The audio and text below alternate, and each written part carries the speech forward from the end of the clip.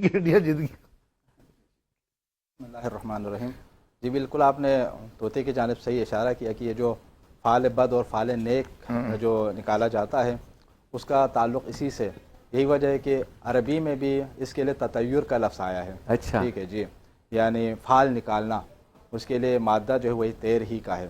اچھا تو اس سے معلوم یہ ہوتا ہے کہ اس زمانے میں بھی حضور اکرم صلی اللہ علیہ وسلم اور اس سے پہلے کے زمانے میں بھی یہ معاملہ پایا جاتا تھا. ہاں اور آپ صلی اللہ علیہ وسلم اصل میں آئے ہی اسی لیے تاکہ اس طرح کے خرافات کا خاتمہ فرمائے. بے شک. قرآن کریم کے اندر ہے نا کہ وَيَضَعُ عَنْهُمْ إِسْرَهُمْ وَالْأَغْلَالَ الَّتِي كَانَتْ عَلَيْهِمْ. حضور اکرم صلی اللہ علیہ وسلم تشریف لائے اور ان کے اوپر لدے ہوئے بوجھ اور ان کے گلے کے توق کو آپ ان سے ہٹاتے تھے. تو کس طرح کا بوجھ تھا؟ کیا واقعی انہوں نے اپنی پیٹھ کے اوپر کچھ اٹھایا ہوا تھا یا ان کے گلے کے اندر کوئی پٹا بندھا ہوا تھا؟ اس طرح نہیں تھا. مطلب یعنی جہالت کا بوجھ تھا. اللہ. اسی طرح کی جاہلانہ عادتیں, جاہلانہ خرافات, جاہلانہ رسومات کہ جن کے اندر یہ لوگ گرفتار تھے, کہ جس کی وجہ سے وہ ان چیزوں کو جو ہے اپنی زندگی کے اندر اثر دیتے تھے. ٹھیک ہے, اس کے بہت ساری مثالیں ملتی ہیں. جیسے جب وہ کسی علاقے کے اندر جاتے تھے اس زمانے میں, تو ایک علاقے کے اندر اگر کھڑے ہوتے تھے تو وہاں پر سامنے کھڑے ہو کر, یہ آپ کو ہنسی آئے گی, ہو سکتا ہے ناظرین کو, وہاں پر کھڑے ہو کر وہ 40 مرتبہ جو ہے وہ گدھے کی آواز نکالتے تھے. اچھا جی, اور ان کا عقیدہ یہ تھا کہ اس علاقے کے اندر اگر بھوت ہیں, جنات ہیں اور وہ ہیں, تاکہ ان کے اثرات ہمارے اوپر نہ پڑے. گدھے کی آواز نکالنا. ہاں, گدھے کی آواز سے وہ بھوت وغیرہ بھاگ جائیں گے وہاں سے. اچھا بھاگ جائیں گے. اچھا اس شہر کے اندر اچھا ان لوگوں کے لیے یہ کہ آپ گدھے کی آواز نکالیں. جی, تو عرب کے اندر اسلام سے پہلے جو مختلف خرافات اور غلط قسم کے عقائد پائے جاتے تھے ان کا تذکرہ ہو رہا تھا کہ وہ کس طرح بدشگونی کا شکار تھے, کس طرح مختلف کاموں کے حوالے سے اپنی زندگی کے اندر تاثیر کے قائل تھے. انہیں میں ایک واقعہ میں نے آپ کے سامنے بیان کر دیا. اس طرح کے اور بھی ملتے ہیں. جیسے وہ روایات کے اندر یہ ہے کہ اگر وہ کسی علاقے کے اندر چلے جاتے اور وہاں پہ ظاہر سفر کرتے وقت اپنے جانوروں کو ساتھ لے کر جاتے تھے, تو ان میں جو مادہ جو گائیں وغیرہ ہے نا, وہ اگر پانی نہیں پیتے تو جو نر جو بیل وغیرہ ہیں ان کے سینگوں کے اوپر مارتے تھے. وہ کہتے تھے ان کے سینگوں کے اندر جو ہے وہ جو جن ہے یا اجنہ ہیں, جو بلائیں ہیں, اس کا اثر ہے کہ جس کی وجہ سے یہ مادہ گائیں جو ہے وہ پانی نہیں پی رہی. اس کا مطلب آج اتنا ٹیکنالوجی اور نیٹ ورک اتنا تیز نہیں ہے جتنا سینگوں کا نیٹ ورک ادھر پانی پہ آ رہا تھا. وہاں پانی کے اوپر, یعنی اس قسم کی جاہلانہ جو ہے سوچ ان لوگوں کے اندر پائی جاتی تھی. اور یہ اسلام سے پہلے بھی اگر آپ دیکھیں حضرت موسیٰ علیہ الصلوۃ والسلام کے دور میں بھی اس کا تذکرہ ملتا ہے. قرآن کریم کے اندر بھی باقاعدہ اس کا تذکرہ موجود ہے کہ جو مصر کے جو لوگ تھے فرعونی, جب ان کے اوپر اللہ رب العزت کا حالانکہ عذاب آ رہا تھا حضرت موسیٰ علیہ السلام کے اوپر ایمان نہ لانے کی وجہ سے, ٹھیک ہے, ایمان سے انکار کرتے تھے, اور وہ یہ کہتے تھے کہ جب ان کے لیے ان کی زندگی ٹھیک چلتی یا ان کو آسائش اگر ملتی تو وہ کہتے کہ اس کے ہم حقدار ہیں, اس کے ہم مستحق ہیں.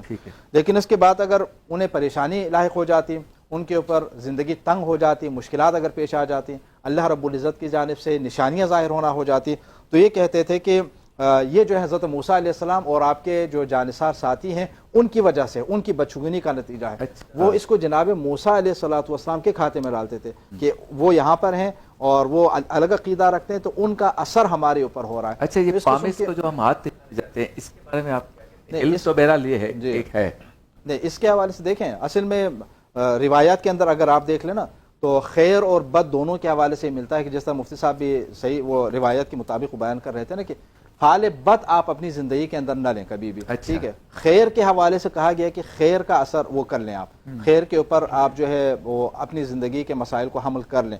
وہ اس لیے کہ اگر آپ اپنی زندگی کے اندر بعض چیزوں کو خیر کے اوپر حمل کریں گے نا تو اس کا اچھا اثر ہوگا, لیکن فعال بد کے اوپر اگر کریں گے تو برا اثر ہی ہوگا.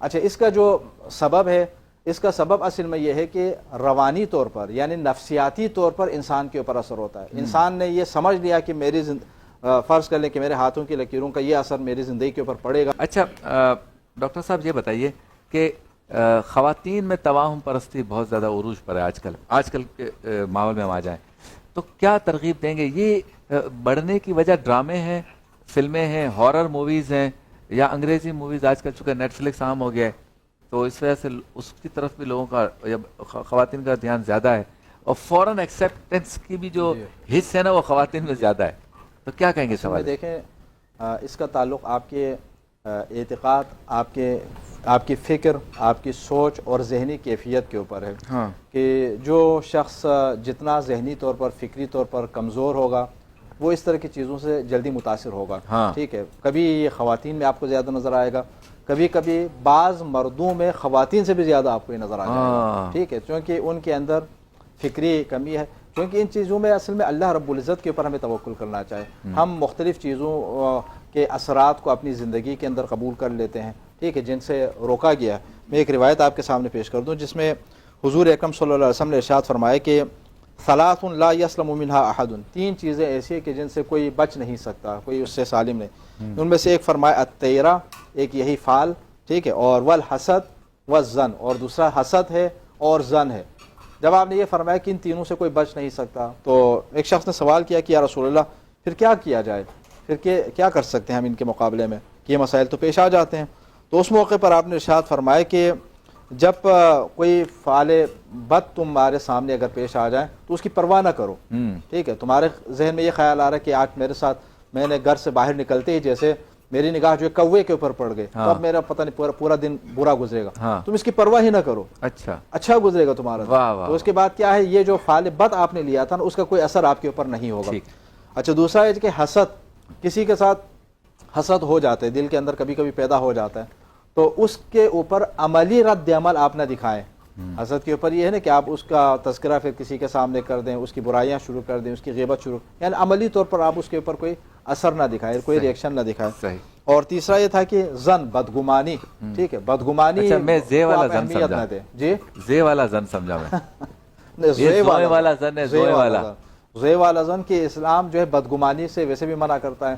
انسان کو کہا گیا ہے کہ دوسروں کے بارے میں حسن ظن رکھیں، ٹھیک ہے، سوء ظن نہ رکھیں.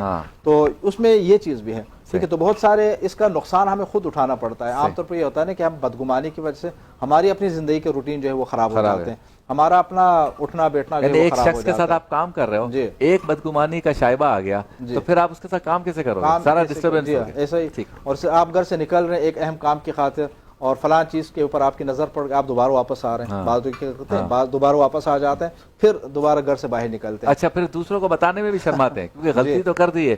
یعنی کوئی کہے ارے تم آج آفس نہیں آئے، بولے آیا تو سا، اصل میں وہ کالی بلی راستے میں آ گئی نا.